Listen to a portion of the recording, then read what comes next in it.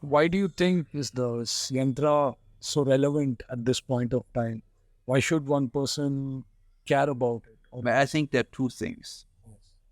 See, one thing is that we always get brainwashed by this education which dominates the world right now, which is dictated by the Judeo-Christian sort of view of the world, that all major discoveries are made in the West, starting with the Greeks, and then were re-enlivened in the time of the Renaissance in the 15th, 16th century, like that.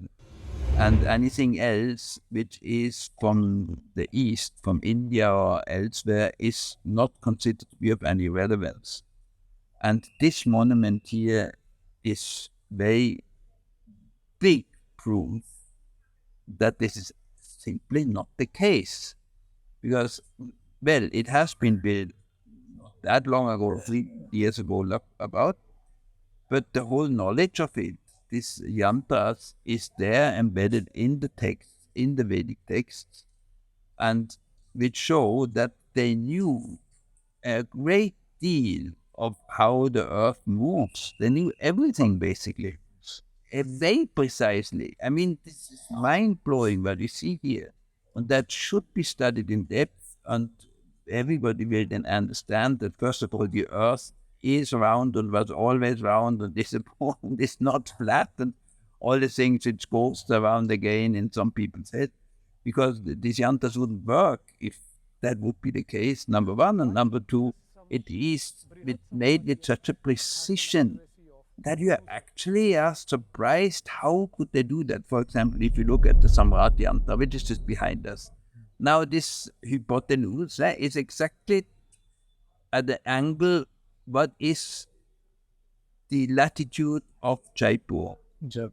So with that, because it is the latitude of Jaipur, and it shows the no the North Celestial Pole, so it goes exactly in this direction and has at this angle of 26.9 degrees about, so which is the latitude here. So by that, they can then make a sundial which is precise to the level down to 2 second local time. That is just mind blowing. This is just one of the many examples. So this just proves this people have an amazing depth of knowledge. How would you counter the arguments which say that this was built by uh, Raja Jai Singh, Savai Raja Jai Singh, that its age is just 300, 400 years approximately. Well, on what So basis? it has high influence, or high Western influence, because Renaissance happened a bit before that, if you remember. But as you rightly said before that, although this model might have been built 300, 400 years, but we may not know the exact text, but we have strong evidence that all these workings and the precision of equinox are a part of Vedic text. So I think the answer lies in the question. It's The thing is, if you go into the text, which we did to some extent, we went over to the library, we spoke to the people, and we found out the pundits which were behind it, who were advising. So on this were all Jyotish pundits. Jyotish. These were not any. Western influence at that time was not that great because it was still under the time of Aurangzeb, and there were no English invasion yet, and the takeover of that thing was not at all there. So the contact to the West was still very limited. And all this knowledge they derived all from the text available in the Vedic text, because all the names are mentioned All the of the Jyotishis which were advising the king and building this thing. And another thing which strikes to my mind is like you have been running an ashram for a very long time, and you have played an important role under the guidance of Maharishi's blessing to try and enliven this knowledge, Vedic knowledge. The main question that comes in my head is that uh, what do you see? What is the future you see of this Vedic knowledge? Like yesterday, we spoke with a well versed Dr. Sharma, yes. Dr. Sharma, who has done his PhD. this field and who has studied this, but his views were also predominantly Western. And like we addressed, and he also has this fair point that nowadays it is it is so much important if you want a social status, if you want a good economic sustainability in your life, you need to make some compromises here and there, which is Yes, he on one hand, but on the other hand, he agreed yes, what we said fully. He said he only did it because he wanted his title. So and then it becomes a knocker, and that is unfortunately the situation all over the world, that the Western dominance and worldviews is dominating the education system very much and suppressing everything else. But the fortunate thing in India is, as characterized by such monuments, that there is another reality at the basis which puts all this dominance completely into question. And it's because the discussion we had with Sharma was, again, he spoke of different times, the Vedic time, the Puranic time, and all that. And I said, this is simply not what it is. This is a Western viewpoint. And we know from Maharishi and from experiences of our own people exactly what Maharishi said is coming true in the experiences of people which are meditating, that the Puranas, and it's not a time, it's the state level of consciousness you experience them. So it is eternal, that's why it's called Puran, it's as of old. So, but it's not because it's an old story which is a few thousand years old. No, it's an everlasting thing. So it's Jyotish, it's eternal.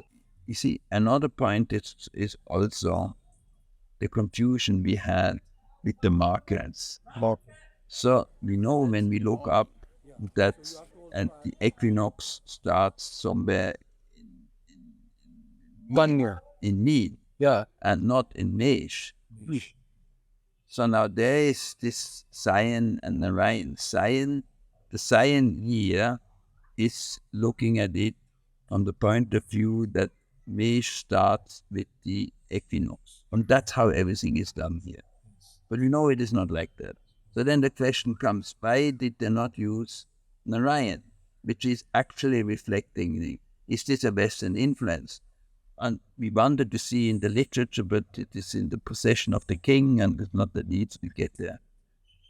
So the conclusion is, I think, quite simple, and you had also an idea regarding that. I think they did not expect that every 100 years or every so many years somebody goes here, erases everything, and readjusts it. And also, if you look at the Rashi Valaya Yantra, you have 12 signs which have clear markations from 1 to 30 degrees, or which have a clear markation corresponding to the sign. So if one were to, like you said, change every 100 years, then how will you go about altering the Rashi Valaya Yantra? Will you be starting from, say, after 100 years, it moves, say, after 100 years, it goes to 1 degree some minutes. Then what do you do? Will you alter it? Yeah, that's alter what I'm the- saying. That's exactly what I'm saying. I think Exactly. that they probably just take this, As a standard. yes, As a this standard. Narayan, this science sort of view as a standard. Yeah. And Similar calculate analysis. every year according to what is the shift. Exactly. Simple as that. So that that is basically not a bad idea. It's like you brought the example of standard time. Standard time. You don't, you have a standard time to which you orient yourself. If you need the local time, you calculate. So Yeah. which we have to do here. Yes, yes. Because everything here is then exactly the local On the time. local time. We have to add 21 minutes to it. 21 minutes. Okay. So that much is to shift.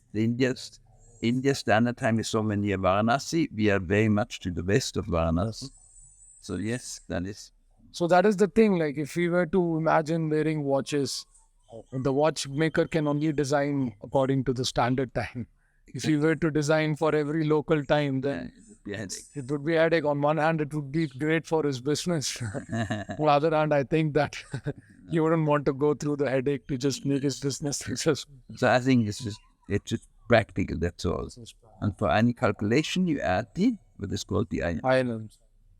The last topic which we have to address here, because we are our goal is to try to understand this from the Vedic angle. And as you have said many times, there are three levels of consciousness: one which functions at the adibhautic level, one at adidevic level, and one at adhyatmic level.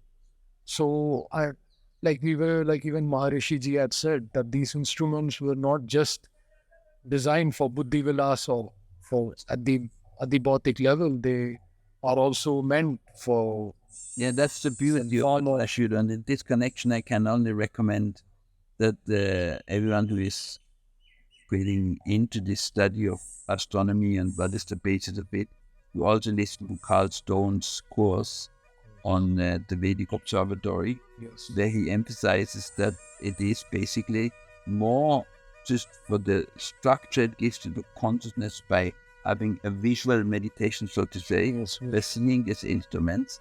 And here you don't need to have such a big one.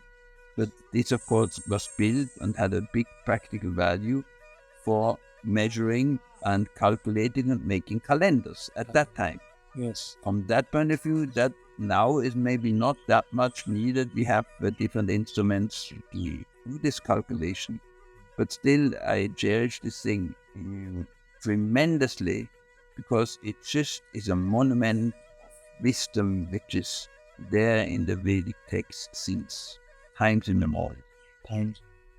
So the conclusion point is that these instruments, observing them, does not only shape your viewpoints at a materialistic level and perhaps make you a learned person at the bautic level, but it also helps you to somewhat visually meditate and shapes the physiology and your mind. And That's what Maharishi emphasized. yeah, and helps you to That which is emphasized in that This is course, Palstone. yes. So with this, we will conclude our beautiful journey here